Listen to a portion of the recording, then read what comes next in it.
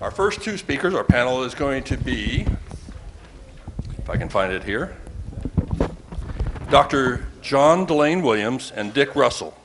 Now, Dr. John Delane Williams is the author of Lee Harvey Oswald, Lyndon Johnson, and the JFK Assassination, and Dick Russell is the author of The Man Who Knew Too Much.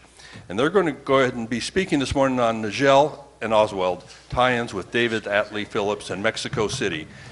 Ladies and gentlemen, please give it up for Dr. Delane, I cannot say it, Dr. John Delane Williams and Dick Russell.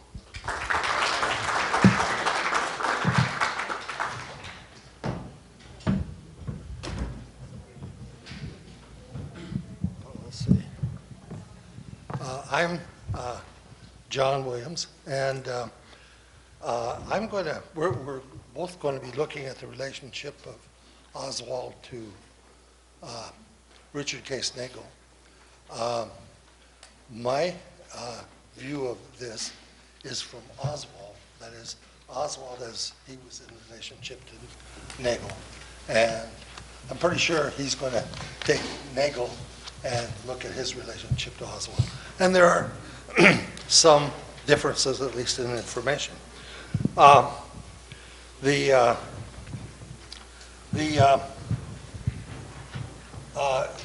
Just a few words about Richard Case Nagel. Dick Russell wrote the book, The Man Who Knew Too Much.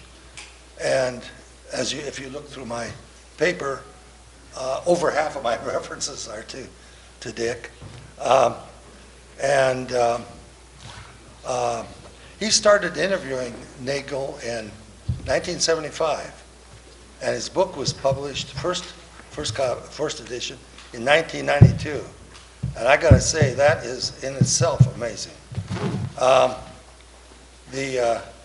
part of that was Nagel himself, a very private person, and but also very accomplished.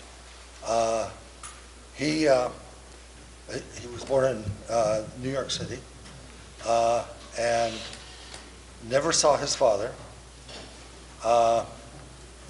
and grew up in an orphanage, and then entered the Army on his 18th birthday. And the things he did early on, he learned Japanese, learned Russian.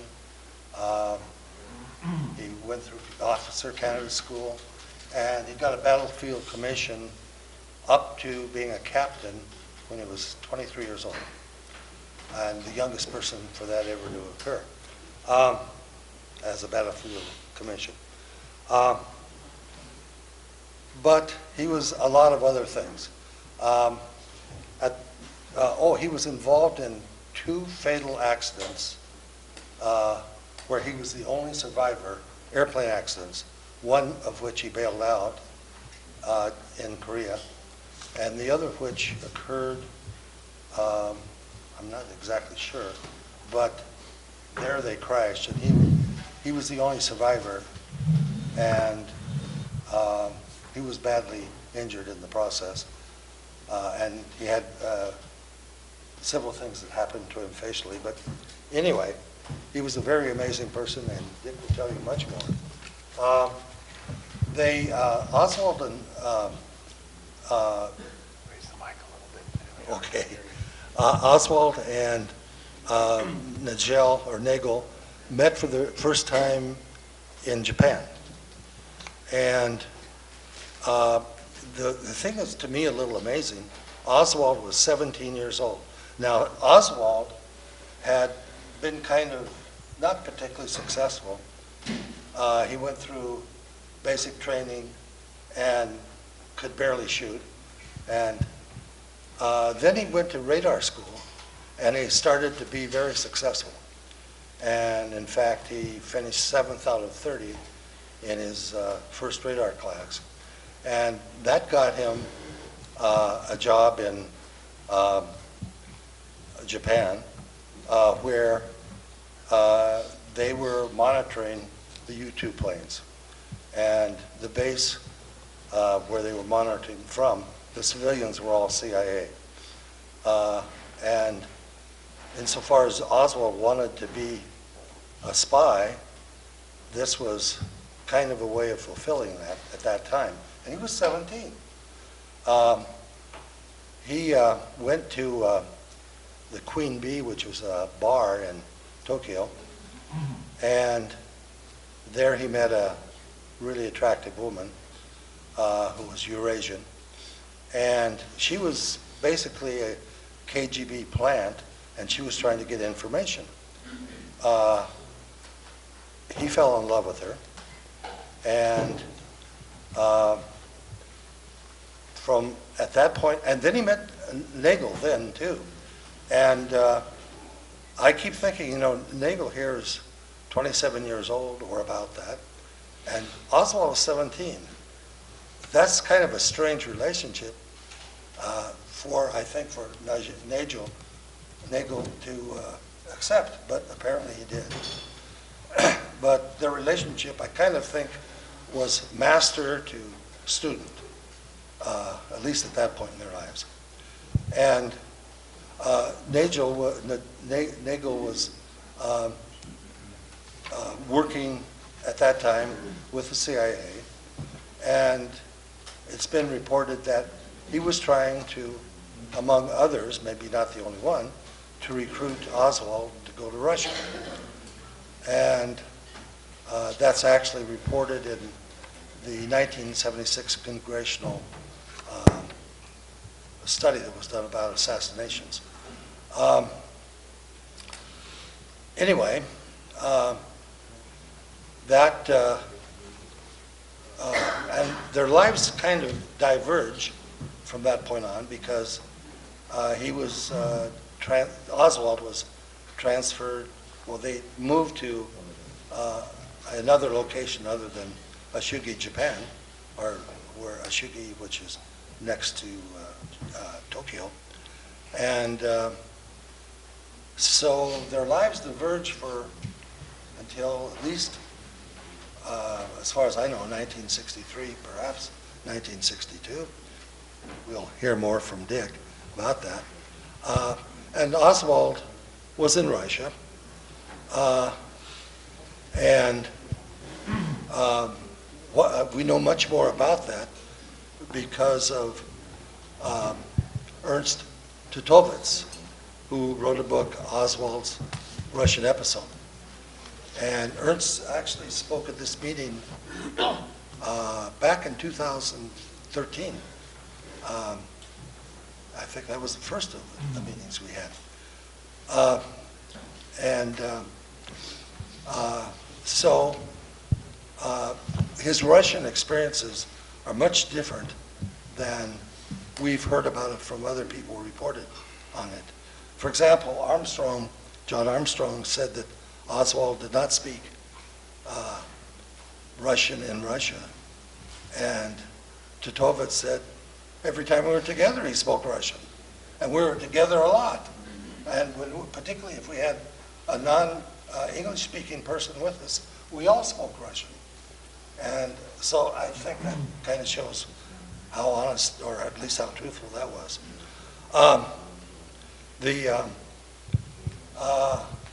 Then Oswald came back to the U.S., and he was in Dallas for a while. But the next important episode, at least as far as I can understand it, was when he moved to New Orleans. Now in New Orleans, and much of this is reported in Judith's book, Me and Lee, where Oswald worked with a research group which was funded by the CIA, which was developing cancerous materials to kill Castro. And Oswald's job, he was not a scientist in that sense at all, but he was the person who carried the specimens from one place to another.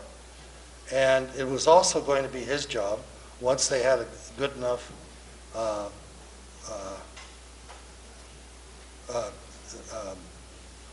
something to infect him with cancer, Castro with cancer, that he was to take it to Mexico City, and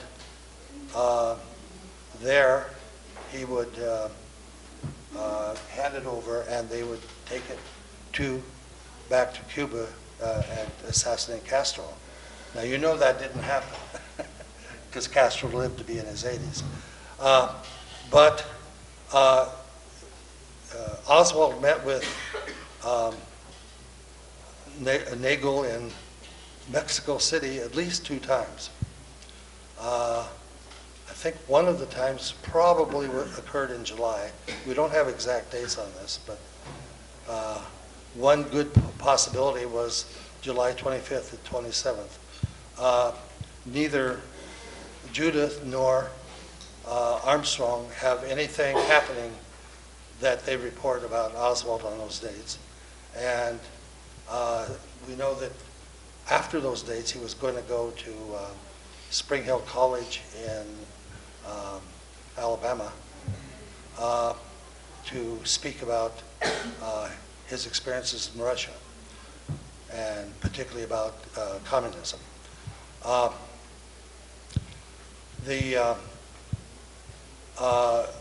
Between the two of them, they did, among other things, they met in this one bar, but they went out to do some, if you like, shooting.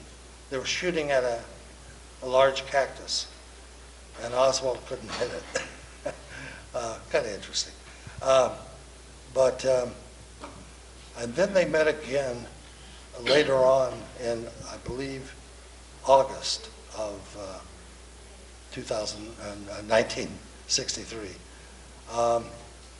Then their last meeting occurred in New Orleans, and I think that is where Nagel found out about Oswald's involvement with the, it was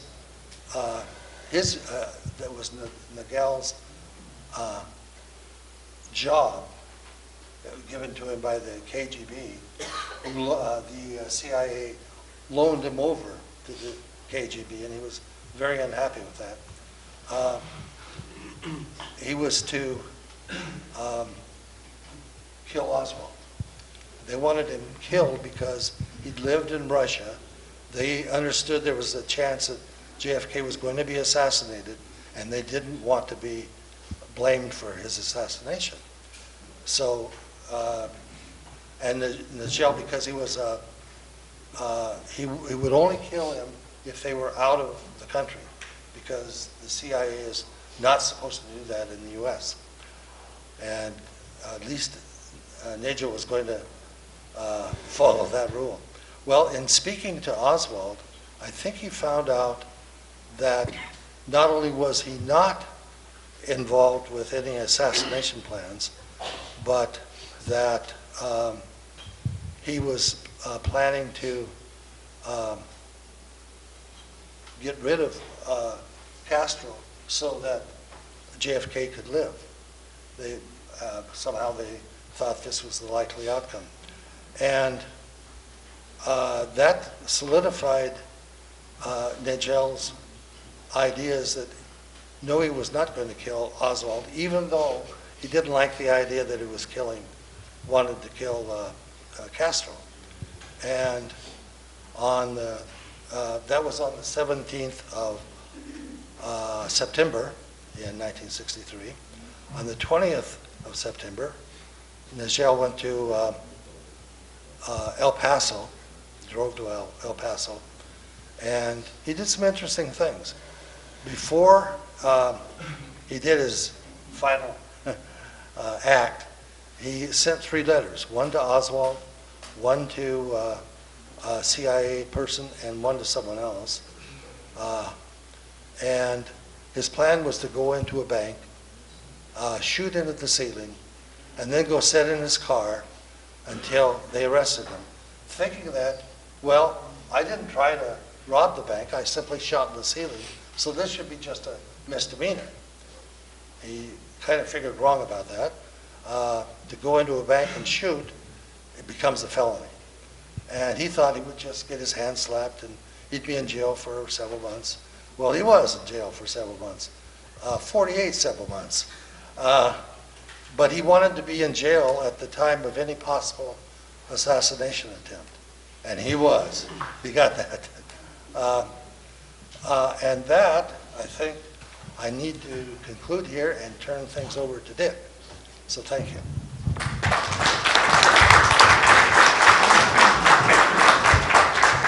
I think I'll sit at this mic. He's older than me. No, he's not. Good to see all of you, and it's good to be here with you again. I was here last year and I guess a couple times since. Let me talk a little bit about my relationship with Nagel. I met him in 1975.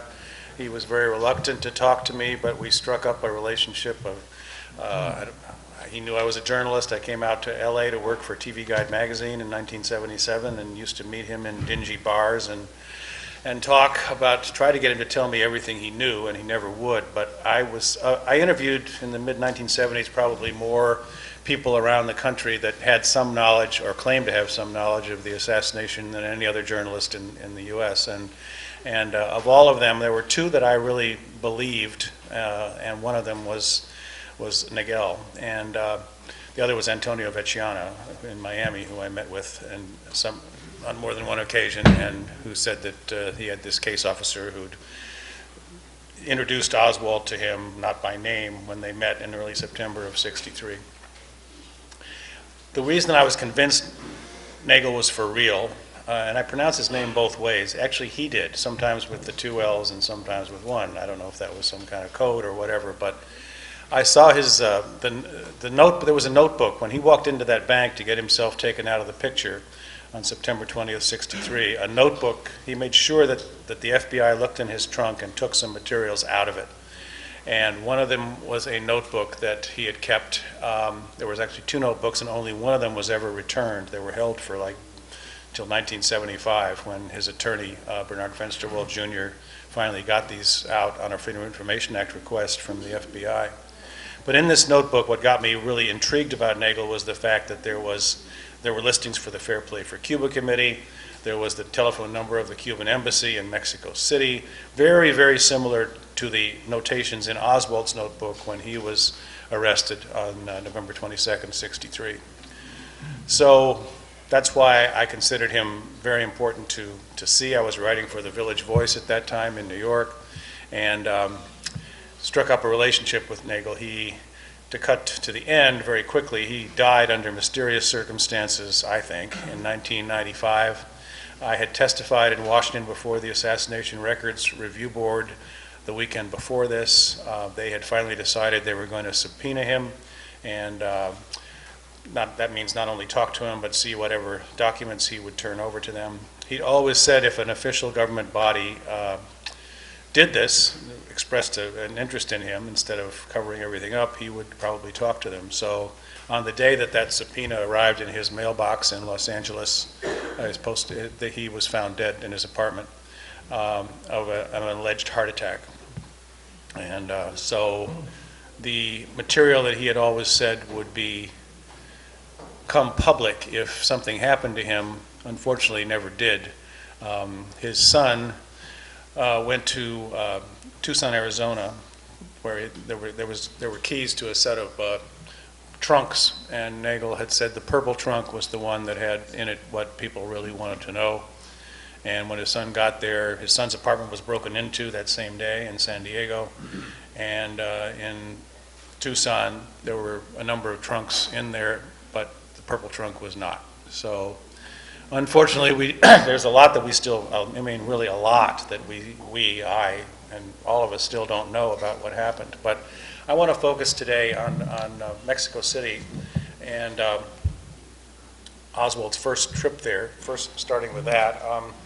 Judith, in her book, talks about how on July 25 of 1963, Oswald Lee shows up at the apartment with a heavy-set Latino man, and they watch in the living room some training films that they had taken of Cuban exiles. And Lee says he has to collect some materials for the project from another city. So he leaves with this heavy-set Latino man, And the next day, Judith receives a long-distance call from Lee who says he's out of town and he can't see her. So I think it's quite likely that this Latino man, heavy-set description given both by Sylvia Odio and by Nagel, was a fellow codenamed Angel, and his real name I'll get to in a little bit was Herminio Diaz Garcia, and he was, I believe, there in Dealey Plaza that day. There's very good evidence to indicate, and one of the shooters. So Mexico City. Did Oswald go there at that particular point in time? I think he did. And there's a lot of, the first evidence that Nagel reveals about this is he's in jail in El Paso, and the FBI comes to see him, and he says that he had met Oswald in Mexico City and in Texas. Well, there's no way he could have met him in Mexico City in September, the trip that everyone says Oswald may have made there to the Cuban embassy and the Russian embassy, because he was in jail. So it had to have been an earlier trip. And by the way, that one of the letters that Dr. John mentioned Nagel sent before he walked into the bank that day was apparently $500 he was to mail to Oswald for his expenses to get to Mexico City, probably by plane at that point. So let me just run down a little bit more of the evidence that people have said there was another trip. When Oswald goes in September, these two Australian girls recall him recommending that they stay in Mexico City's Hotel Cuba as a great place to stay. Delphine Roberts, who was the secretary to Guy Bannister in New Orleans, told Anthony Summers, the author, that on the basis of what Bannister told her, she knew Oswald had made more than one trip to Mexico in the summer of '63. I found a file in the Time Life Library from 1975 that says Oswald made 2 trips to Mexico, calling it the Castro-Cuban Embassy both times and attempting to visit the Soviet Embassy. Another, Leopoldo, in this publication called the Manion Forum, says Oswald made 2 trips to Mexico. Clark Anderson, the FBI's legal attaché in Mexico City at the time, also said it had come to their attention that he had made an appearance before September. I mean, it just goes on and on. I interviewed Thomas Mann, who was the ambassador to Mexico at the time from the United States, and he said that he had also heard this rumor. And at our first interview in 1975, Nagel responded to my question by saying, "Was Lee Harvey Oswald with me in Mexico? Not in September 1963. I told the FBI he shot at a cactus plant and he couldn't hit the broadside of a barn with a shotgun." Now, one thing that occurred to me as I was reviewing some of this was that, you know, there's no photographs except of this mystery man of Oswald going into the embassies in September. And I'm wondering if they covered up that whole thing about pictures because they did not want it known that they probably had photographs of Oswald from an earlier trip, and that he had they didn't want it known that he'd gone there a second time. So the other thing I want to talk about for a minute is the Hotel Luma connection. And this was a hotel in Mexico City that was run by a man named Warren Broglier, who had hotels all over the place, who had connections to the CIA. There's a picture of him in my book of sitting with Phillips, David Phillips, and other, Win Scott, the head of CIA in Mexico City at the time, at a party. And also in that hotel was a guy named Franz Wehoff, who was a bartender that Nagel said was a very important figure in all of this. The guy that I interviewed was Robert Clayton Buick. He's still alive, and he was a bullfighter in Mexico City at this time, and a pretty well-known one. And I've seen the documentation. He was definitely a bullfighter there. And what he said was that he used to frequent the Hotel Luma, and one night he was in there in the summer of '63, and he saw this tall, military looking guy with a scar on his face, which would have been Nagel. And also this young fellow came up to him and identified himself as Alex. He couldn't remember the last name. Well, Oswald used the pseudonym of Heidel on a number of occasions. Nagel also used the pseudonym of Heidel, it turns out. And I think Heidel was an operational name, which it wasn't just a name that Oswald, had out of the blue, and it wasn't a name that was used because it was similar to Fidel. So there was some kind of operation going on involving Oswald and Nagel where the Heidel was the code name for it. So Buick says this young fellow comes up to him and starts talking about how he wants to learn bullfighting.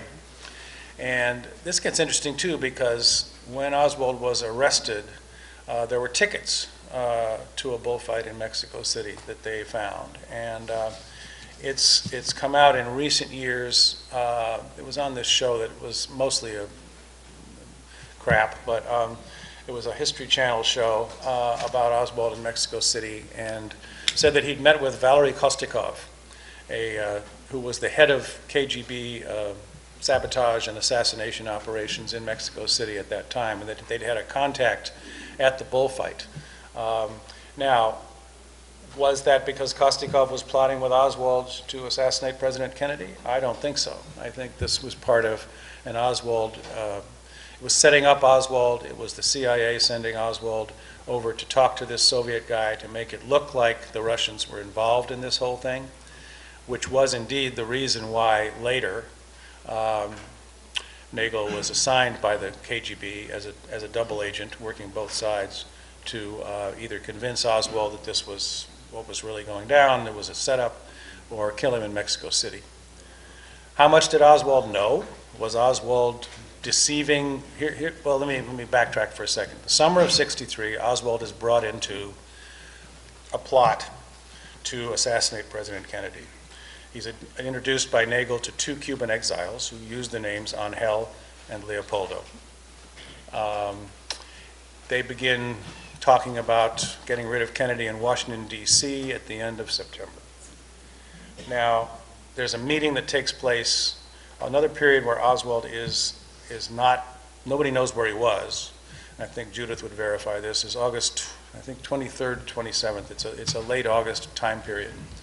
And during this time in New Orleans, Nagel secretly tape recorded a meeting between himself, Oswald, and a man he would not identify, Angel. I think there were 4 people at the meeting. And he secreted the tape away with a friend of his named Fred John, whom unfortunately I was never able to meet or find. And when Nagel was in prison and Garrison got interested in him during his investigation in '67, a guy named William R. Martin was sent by Garrison to interview Nagel in prison, and Nagel indicated to him where the tape was, but they never found it or never got to it. And Martin, it turned out, this happened quite a bit with Garrison, was a CIA plant in Garrison's office. I should say too that Buick, this fellow who talked about the Luma and meeting Oswald and Nagel there, and hearing Oswald sort of hint at there might be somebody should kill that guy Kennedy. All this part of, I believe, establishing a bona fides that he was told to do by the CIA. But it was this is a double agent game, so it was very, very. It is still confusing. Maybe you're confused right now as I'm talking by what was going on, because in the spy world, nobody knows who's who. And Nagel, he talked to Oswald in New Orleans. I don't know if he probably was wearing a disguise when they met. Maybe he, I don't know. I don't think he knew Oswald that well. They were well acquainted. He had investigated him on behalf of the Russians before. So he's brought into this plot. Nagel meets with him in Jackson Square in New Orleans, and they talk. And he says told me Oswald was very evasive, just denied any knowledge of anything. And so Nagel was told, okay, well, you get him to Mexico City and you kill him, because he is the indispensable tool in this conspiracy.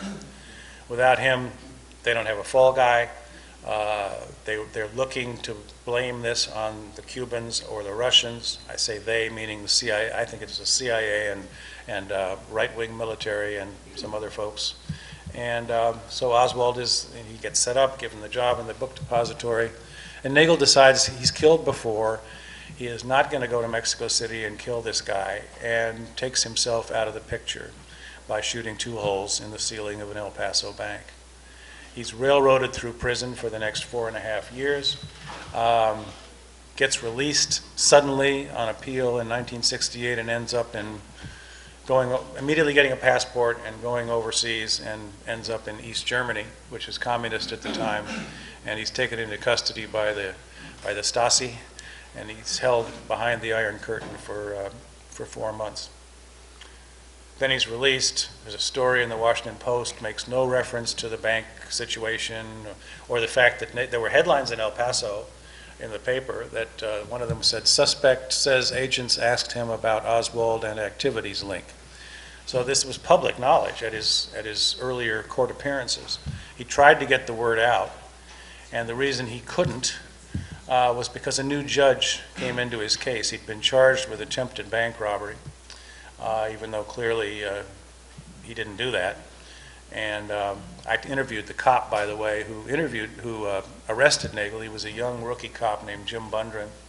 I interviewed him twice, and the second time he told me that at Nagel's arraignment on November 4th of '63, they were sitting there, and Nagel said to him, or he said to Nagel, "You didn't really try to rob that bank, did you?" And Nagel says, "Yeah, you're a pretty smart cop, aren't you?" And then Nagel says, "Well, I'll tell you this, I wouldn't want to be in Dallas right now." Now the cop had sat on this for years and finally told me this, and I went, wow, well, there is pretty interesting corroboration that Nagel knew something. So where was I? So he's arrested by the East Germans. He spends some time in Moscow. He's taken there. It's too long a story to tell, but in this book, On the Trail of JFK Assassins, I tell a story about going into KGB headquarters when I was covering an environmental story in 1991 before the coup, and talked my way in. But you'll have to. I could take up the rest of the time telling that story. So if you have the book, you could check it out. But the Russians did not want to reveal what Nagel told them when he was there in the 1960s. So it's a convoluted and complex tale. I'm going to cut a little bit further here to David Phillips, and also a man named Henry Heckscher. I'm going to throw a few names out. If any of you, there's another fellow that I know really nothing about, but he was apparently an FBI guy working out of the embassy that was also giving Nagel instructions back during this period. His name was Harry Johnson. So if anybody wants to look into Harry Johnson, let me know what you find out. But definitely David Phillips and Henry Heckscher were involved with Nagel in this situation regarding Oswald and regarding something else. Nagel said that there was something else that they were involved in, he and Oswald and others, that's never been was not publicly revealed and was highly illegal and could well have been something to do with the cancer cells and getting this material to Cuba. I don't know. Nagel would never say. A lot of things he would never say. He was trying to get a full disability retirement out of the Army at that time, and I think one reason he talked to me and let people know he was talking to me was that it was like a carrot and a stick. He said, it was like, if you guys don't give me what I want, I'm going to tell this journalist everything. Once he got his full disability retirement, he basically cut off a relationship with me. That was in the 1980s. So, there was a lot that he would. He was like a man without. He was a man without a country. I mean, I think he said he was more loyal in his heart to the left wing. He'd been asked to do so many things that were illegal by, his own country. And when he was in Japan and in Korea before that, he'd been part of what's called Field Operations Intelligence, which was set up by Charles Willoughby, MacArthur's spy chief, after the Korean War. And in that capacity, he was doing all kinds of, kidnappings and blackmails and all of this kind of thing. And so he was fed up with all of that. And he, like Oswald, made it certainly appear that he was willing to go to work for the other side. And that happened in Japan. But he was a tragic figure. I mean, I remember so many times. Well, I didn't talk to him that many times, but the interviews I did have with him, he was like really wanting to come clean and say what happened and get the truth out to the world, and then he just couldn't bring himself to do it. He'd also salted away a lot of material in places that he had said where it would come out in the event something happened to him. So he took out what he called life insurance, which obviously by the time he finally did meet his demise, wasn't still there. But Phillips,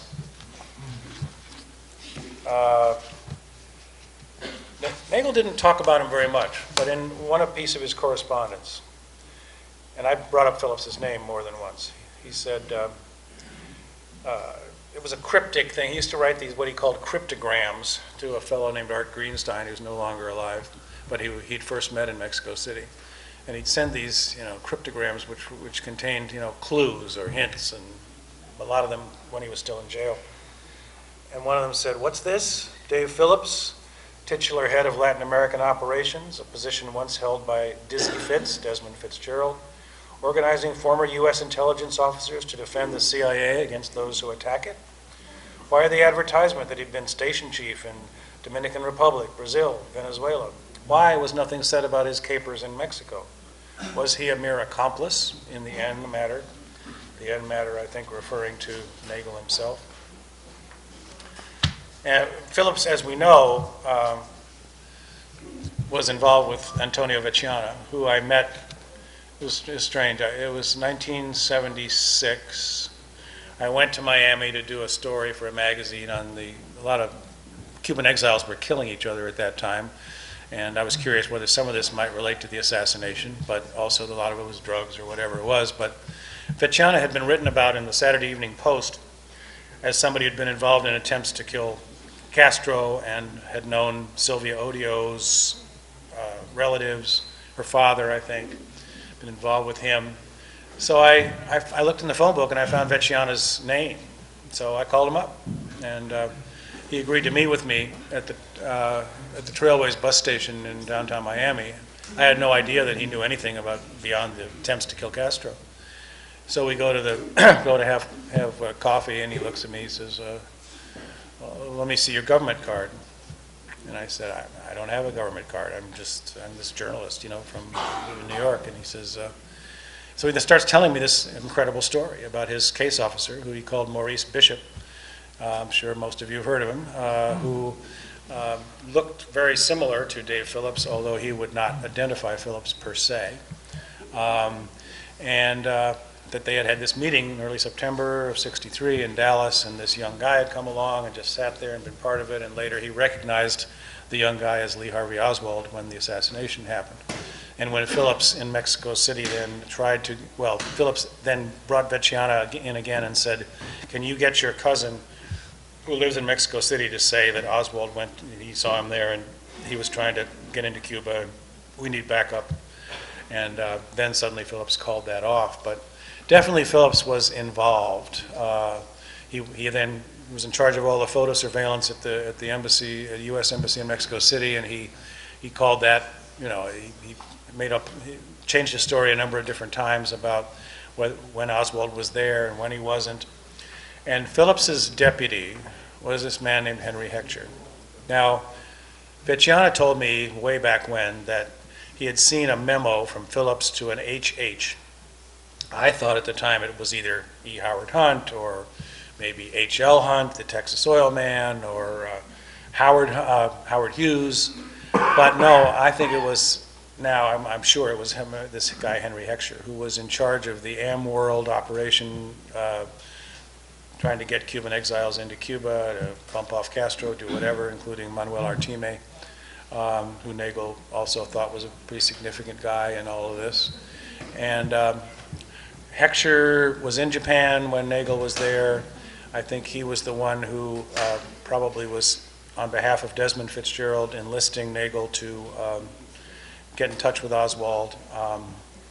Oswald had originally, I'm cutting back and forth a little bit, but been seen in Japan, in Tokyo, walking up and down the street in front of the Soviet embassy, allegedly to have some, going inside to have some coins identified. And at the time, there was a defection plan. They were trying to get this Soviet colonel named Nikolai Eroshkin to defect to our side. And that Oswald was used in that defection plan, maybe as bait, in the sense that there were rumors Eroshkin might be gay, and so they sent Oswald in as part of this operation. Later tried to get him to defect, and it didn't work out. But that Oswald had gotten involved at that level in Japan at that time, and then ended up being dispatched to the Soviet Union as a false defector, as we know. So Heckscher is an important figure. Again, if there's been some material released on him in recent years. And I will now cut to, and then I'll open to questions for all of you. This fellow, Herminio Diaz Garcia, who, the mysterious Angel, he fit the physical description, certainly. In the mid-1990s, there was a conference that I attended in Nassau that brought together, for the first time, member from Cuban intelligence, Fabian Escalante, who was in charge of Cuban intelligence at that time, and had done a lot of research into this, and the former ambassador, Lechuga, with a lot of American researchers who had been studying this for a long time. It was the first meeting where the Cubans were actually coming and saying what they knew about what had happened back then. And Escalante talked about this guy, Herminio Diaz Garcia, who back in the day, Nagel had said that Angel had been killed on a mission into Cuba in 1966 that was run by Tony Cuesta, part of Alpha 66, the Cuban exile organization. And that's exactly what happened to Diaz Garcia. I began looking into, and Cuesta, before he was imprisoned on that raid, and he told the Cubans later that Herminio Diaz Garcia, who had worked for Santos Traficante, the mob boss, for a while, and others, was definitely one of the shooters on the knoll, along with the guy who was involved anyway was Eladio Del Valle, who was found dead in Miami the same day that David Ferry was found dead in New Orleans in 1967, just as the Garrison investigation was getting underway. So I began looking further into Angel and Leopoldo and Herminio Diaz Garcia. And there's a lot of stuff in CIA memos that indicate something very interesting about this guy. These have only been released in recent years, but here's the situation in late September, okay? Sometime between the 13th and the 17th of September, Nagel sends a registered letter to J. Edgar Hoover using a false name of Joseph Kramer, which is also the name of a Soviet agent. And he gives enough information to the FBI, he says, to warrant the arrest of Oswald and these two Cuban exiles. Nothing obviously is done about it. Right around that time, the 16th of September, the FBI records show that Oswald's security watch file was reviewed by them, and he's removed from the list. So he's not a security risk anymore. On the 17th of September, Oswald goes into the consulate in New Orleans to get a visa, tourist card to visit Mexico, with a CIA agent, William George Godet, standing right behind him. Also on the 17th, and this has come out in recent years in these documents, a CIA memo goes from the director of their GEM-Wave station to the Special Affairs staff that's run by Desmond Fitzgerald in Washington. And that's the man to whom Nagel's case officer was reporting. And they request traces, quote unquote, on Diaz Garcia. That's the word for a background check on somebody they're potentially going to recruit. And the file says that Diaz had arrived back in the U.S. on a boat from Cuba with his wife and infant daughter in early July of 1963, which is when these two guys come into contact with Nagel and then with Oswald. He's among the last exiles from the Bay of Pigs invasion allowed to return under an agreement forged by JFK. The CIA file says he claims he was never a member of Cuban intelligence or approached by them before he departed from Cuba. So the CIA memo concludes, please assign him a 201 number to him. Now a 201 number is a file number that the CIA would issue to people that they were either using or were going to bring into to recruit. Oswald had a 201 file, Nagel had a 201 file. So here's this guy who's come back that might or might not have Cuban intelligence connections that they are looking to recruit. Diaz goes to Mexico City, according to the CIA, soon after his arrival. That's where Phillips, of course, runs the Cuba desk. That's where Nagel and Oswald meet in July. And then a follow-up memo, one day before Nagel walks into the El Paso bank, is labeled Diaz Garcia. And it also talks about how they want to debrief Diaz, that he had been involved with Traficante's casino. So, I mean, there's a lot on the record that dovetail, if you follow me, with these dates. When Oswald, is about to head for Mexico, and Nagel's just been thrown in jail. And so later on, the FBI gives Diaz his photo to the Secret Service, and then Diaz lands with Tony Cuesta in Cuba and is killed. 2013, an old friend of Diaz's gives an interview to Anthony Summers, who wrote, as you know, a couple of really good books on the assassination. That Diaz had admitted to him being part of the JFK assassination. Then last December, and this gets interesting in terms of the media, the National Enquirer publishes a big story saying that Castro on his deathbed before he died had said that the Cubans had been involved. This is total disinformation as far as I know. And that one of their hired killers was Herminio Diaz, who was specifically handpicked by Castro for his skills as an expert marksman. And that from the grassy knoll, he had fired a special explosive bullet designed to expand and detonate on contact. And Diaz used the ensuing chaos to escape undetected from Dealey Plaza. He buried his weapon and headed to the Dallas Greyhound bus station, where he boarded a bus bound for New Orleans, Louisiana. And there he's supposed to have slipped on board a trawler and made his way back to Cuba. It says nothing in this article about Diaz being killed on a raid into Cuba a few years later. And it doesn't say, it doesn't cite any CIA files about their strong interest in recruiting Diaz in September of '63. So the disinformation campaign, I guess we could say, to pin the blame on Castro still continues to this day. And in fact, back in those days, Diaz, Angel, and Leopoldo were telling Oswald that they worked for Castro, that they were looking to get rid of Kennedy in retaliation for the plots against Castro's life. He's listed as 5'8", 180 pounds, stocky build, black curly hair, and that is a match for how Nagel described Angel. So I have one other source who says that Diaz was the man who drove the Nash. There was a Nash Rambler seen outside the book depository that day by a Dallas cop, Roger Craig, and that Diaz had driven that. So I'm going to open this up to any questions you might have at this point, and hope you've been able to follow this presentation. What was the date of the Nagel when he shot into the bank? September 20th, 1963. 63? Yeah. 2 months and 2 days before the assassination. He asked what the date was when Nagel shot the bank. Yeah. Dick, I know that's pretty documented. Two questions. Why do you think he just made sure he wasn't in Dallas that week? Because he was afraid of getting blamed for the part of the assassination. Why didn't he just make sure he was always not where Kennedy was? And then secondly,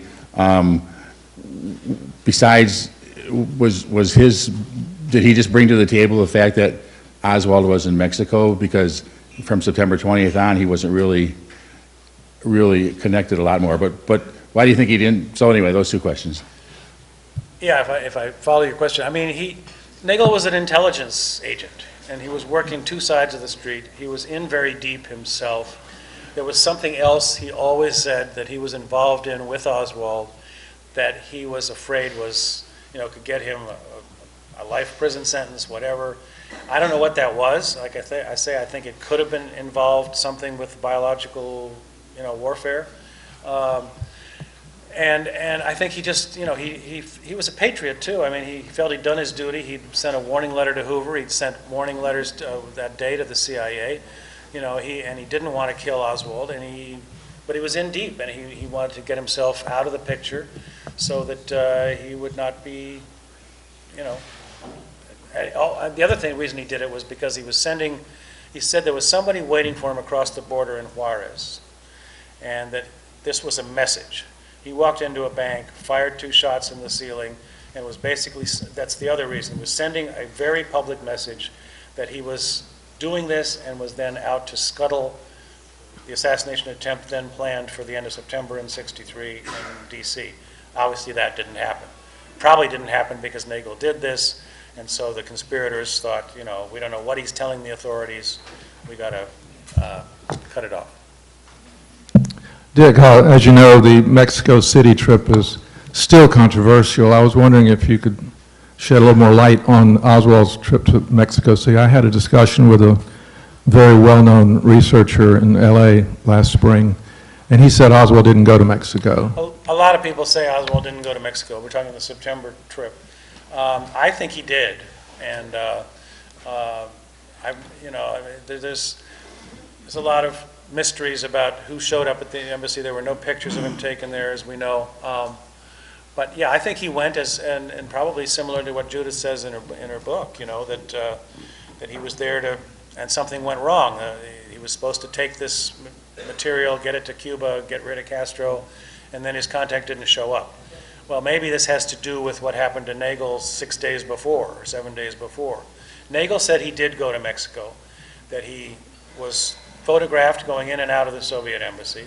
Obviously, we've never seen those pictures. So I come down on the side of, yes, he was there. And maybe somebody was also there impersonating him at the same time.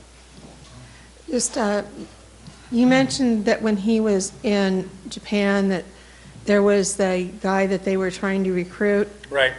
Is there it's a loose association. I had read something about that when he was there, he was treated, Lee Oswald was treated for some venereal disease. Is there any validity to that?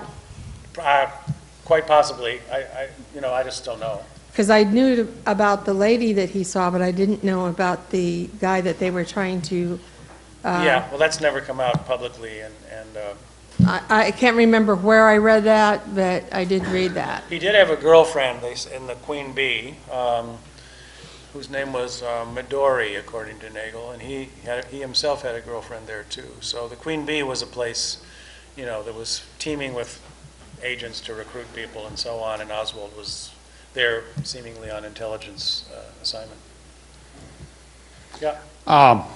Have you ever interviewed Tosh Plumley? He's alive, and he was at that Mexico meeting. Right now, I'm afraid that Tosh Plumley and people like that still fear potential prosecution either by the public or by the government for their actions during that time, and that a lot of people who are still alive won't testify or won't give any testimony, or just going to leave it for after they're dead because they're afraid the DOJ might prosecute them or the public might prosecute them or they might be summarily executed. Has there ever been a petition put together to the DOJ for blanket immunity for testimony for people who are still alive and have actual material facts right now? Do you think that would assist you? Oh, it sure would, but I don't think they ever do it. I mean, the government and the media, big media, still don't want the truth about this to come out. And yeah, I know Tosh Plumley. I don't think he's ever said that he was at that meeting in Mexico City, but but anyway, but I think Tosh is a credible. He's talking about a different meeting. Oh, okay. In Mexico City with Barry Seal. Oh, all right. He's talking about that picture. Okay. Yeah, but I think Tosh is a credible witness, and I don't know him well, but I think he was definitely involved in intelligence operation out of, I think, Nags Head, North Carolina, that he says Oswald was part of too when he was here stateside. So, but they're never going to, nobody's going to grant immunity to these guys. And I think Tosh is still somewhat concerned that if he says too much, you know, he's gone through a lot over the years. Anybody else? Okay, well, listen, thanks a lot, and good to see you all today.